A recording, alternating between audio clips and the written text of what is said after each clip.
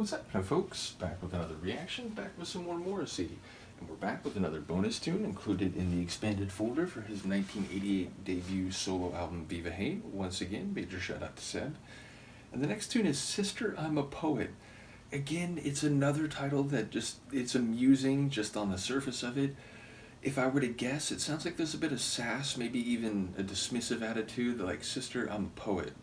Don't worry about what I'm saying, or perhaps, you don't understand what I'm saying because I work with words. It feels like a bit sharp. So we'll see if that actually is the attitude or the flavor of the phrase. Let's find out. This is Morrissey. The track is Sister, I'm a Poet, and it's a bonus track included in an expanded folder for the 1988 album Viva Hate.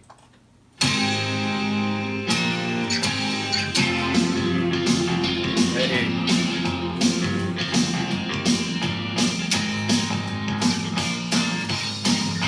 Almost a bit of country to this one. The bass, especially.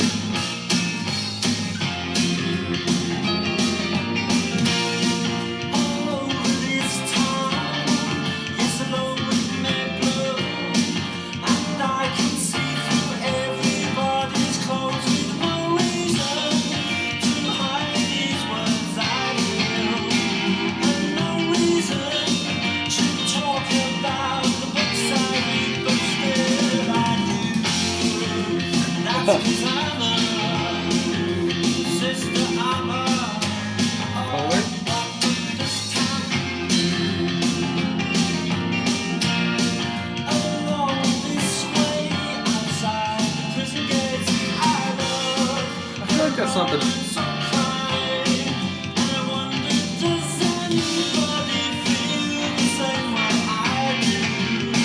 The eternal question. Oh. Probably more the latter, but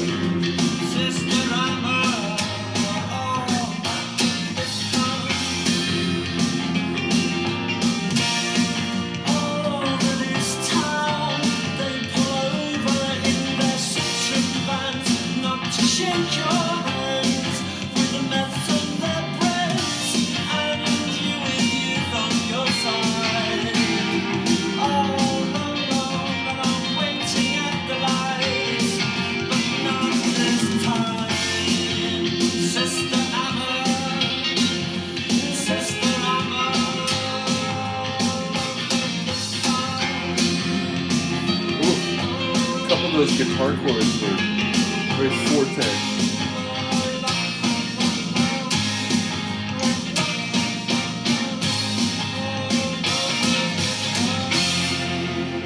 Oof, I love that. That was a really cool track. Short. I think it was like maybe 2.5 minutes. Not even, almost. So yeah, it's okay. So a few things. Like, one, I laughed at the line about, I didn't have to talk about my books, but I did anyway. Which, if I'm hearing that line right, it makes me laugh because, we historians are like that. We don't have to tell anyone about our research of the things we've read. But the moment anyone, opens the crack of a door to, oh, I might be slightly interested in what you've read or written about, we just oh, well, let me tell you, I read this book, and that led me to make this argument in my own book. And, pretty soon the other person's their eyes glaze over and they're like, I regret asking this question. So that line made me laugh. And it feels like that's not the first time we've had a line from him about outside the prison gates or something to that effect. So again, I wonder if it's a Manchester area reference. But either way, I love the energy of this one. Again, it had that Smith's indie rock feel, but maybe with a bit of country twang to it. So yeah, sonically cool. Some funny lines along the way. I'm not quite sure what's happening here, but again, that line about does anybody feel the way I do? I feel like that's, a lot of artists seek to answer that question, or at least they're hoping that others out in the world will on some level connect to the motifs or the emotions embedded within their work. So whether they're a musician or a painter or whatever, I feel like that is part of why art exists, and it is an eternal human question that we forge these bonds and so on, and we have friends and we share interest about, whether it's something aesthetic or it's some ideological movement or whatever, and it's, you wonder to what degree, like, are we all thinking the same thing, or are we thinking similar things, and,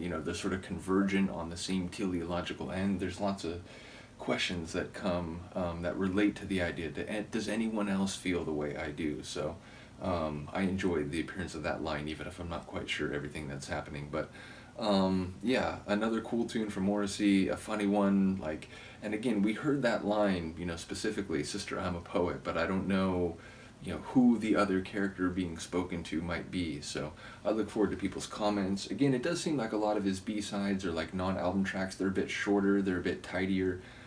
So perhaps, working through ideas and different motifs, but sometimes, a track's only like 2 minutes, 15 seconds long. I get why maybe it doesn't show up on a studio album, because generally you don't get tracks that short on an album. I suppose, there's no written rules about these things, but it's the kind of track that I would not be surprised to find that it was a B-side. So that's essentially the point I'm making at great and labored length. Do let me know. Luca, the now awake and grooming cat. We'll see you next time. Peace.